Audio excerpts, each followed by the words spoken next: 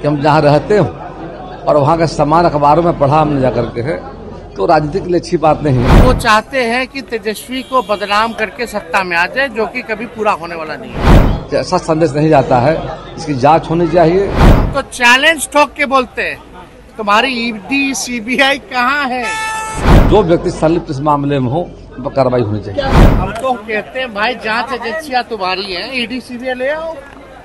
और ये लोग घबराहट में किसी भी तरीके से हमारे चरित्र को खराब करना चाहते हैं। बिहार में उप मुख्यमंत्री आवास खाली हो गया है। इस आवास में पहले तेजस्वी यादव रहते थे, अब इसी आवास में सम्राट चौधरी रहेंगे। पर खबर यह है कि 2 दिन पहले खाली हुए उप मुख्यमंत्री आवास से एसी, गमले और लकड़ी के कई सामान गायब हैं। जाहिर सी बात है कि खाली करने वाले तेजस्वी यादव पर कई गंभीर आरोप लग रहे हैं। नमस्कार, मेरा नाम अनूप नारायण सिंह है और आप सच टॉक्स के डिजिटल प्लेटफॉर्म को देख रहे हैं। आपने इससे पहले उत्तर प्रदेश में वहां के मुख्यमंत्री रहे अखिलेश यादव के द्वारा जब सीएम का बंगला खाली किया गया था, तो वहां से कई सामान गायब होने वाली खबर सुनी होगी। पर बिहार भी अब इससे अछूता नहीं है और बिहार में उप मुख्यमंत्री आवास, जो मुख्यमंत्री आवास के बगल में है और जो अब उप मुख्यमंत्री 1 के लिए पूरी तरह से रिजर्व है, उस आवास में तेजस्वी यादव रहते थे। आवास को 2 दिन पहले खाली कर दिया गया है और आवास से कई सारे सामान गायब हैं। तो जाहिर सी बात है कि आरोप तेजस्वी यादव पर ही लगेंगे।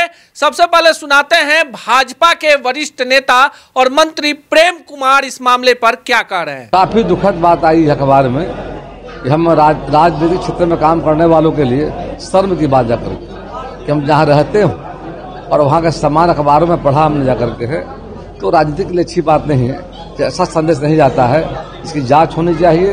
यदि ऐसा किया गया है तो जो व्यक्ति संलिप्त इस मामले में हो, वो कार्रवाई होनी चाहिए। क्या सरकारी संपत्ति जो गायब हुई हो कार्रवाई होगी? बिल्कुल, निश्चित तौर पर सरकारी संपत्ति सरकार की होती, जाकर सरकार बदलते रहती, नेता आते जाते रहते, जाकर यदि सरकारी संपत्ति का कोई दुरुपयोग कर रहे हो, निश्चित तौर पर उस पर जांच बिठा कर कार्रवाई होगी। आपने सुना, मंत्री प्रेम कुमार कह रहे हैं कि अखबारों के माध्यम से इस बात की जानकारी मिली है और काफी गंभीर मामला है कि इस तरह से सरकारी संपत्ति गायब हुआ है। जिन लोगों ने मकान खाली किया है उन्हें सफाई देना चाहिए। लेकिन इसी बीच तेजस्वी यादव पटना लौट आए हैं। द्वितीय चरण की उनकी यात्रा चंपारण में शुरू होनी है। जब पटना एयरपोर्ट पर पत्रकारों ने सामान गायब होने वाले मामले के संदर्भ में पूछा तो क्या कुछ कहा तेजस्वी यादव ने, पूरे बयान को सुनाते हैं। हमारे जो इमेज है उसको ये लोग जो है खराब करना चाहते हैं। हम लोगों ने जो कहा वो किया, तेजस्वी ने जो कहा वो किया। हमने नौकरी की बात की तो नौकरी दिया। और ये लोग घबराहट में किसी भी तरीके से हमारे चरित्र को खराब करना चाहते हैं। आपको बता दें कि बीजेपी सत्ता में आ नहीं सकती अपने बदौलत, और वो चाहते हैं कि तेजस्वी को बदनाम करके सत्ता में आ जाए, जो कि कभी पूरा होने वाला नहीं है। हम तो कहते हैं भाई, जांच एजेंसियां तुम्हारी हैं, ईडी सीबीआई ले आओ। हम तो चैलेंज ठोक के बोलते हैं, तुम्हारी ईडी सीबीआई कहाँ है? और बिना सत्य के कोई भी आरोप लगा रहा है, बिना प्रमाण दिए हुए कोई भी आरोप लगा रहा है।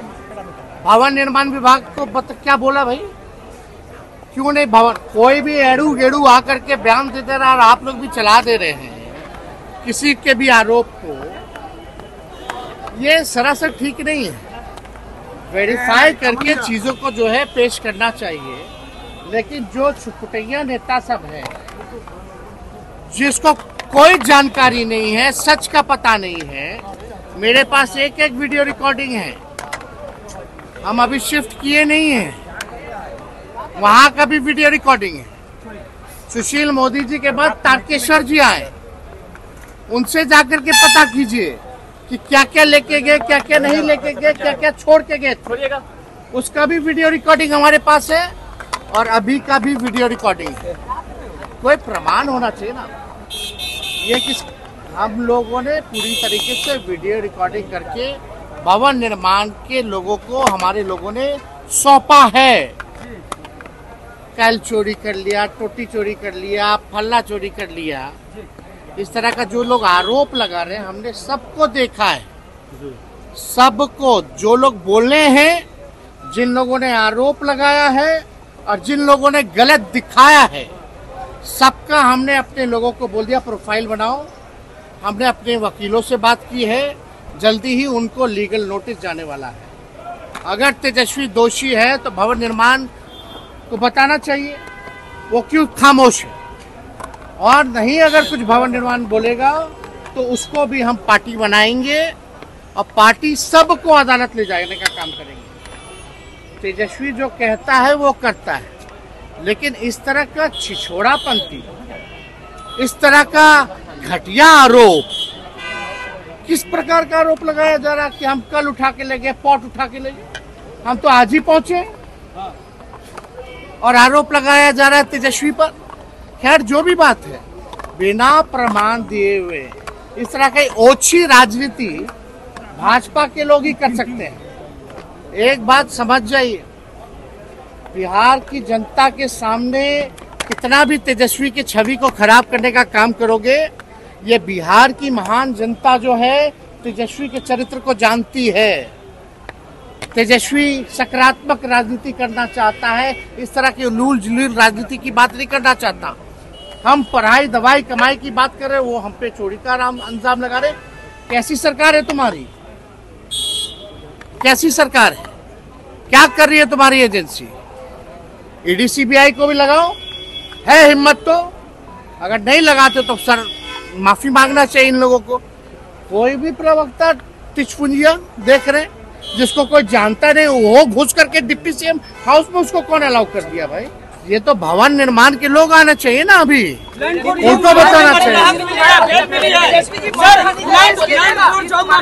बेल मिली है आप लोग को, क्या कहेंगे सर? अरे भाई, बेल तो मिलना ही है, क्योंकि झूठा आरोप लगाया गया, झूठा मुकदमा किया, केस में दम नहीं है और हम लोगों को न्याय मिला। आगे हम लोग जीतेंगे। और एक बात और बता दें, हम लोग पूरी तरीके से बिहार को आगे ले जाना चाहते हैं, बिहार के लोगों की तरक्की देखना चाहते हैं। इसलिए कई प्रकार के प्रहार किए जा रहे हैं हम पर, चाहे बीजेपी आगे से ना करे, पीछे से करवाए।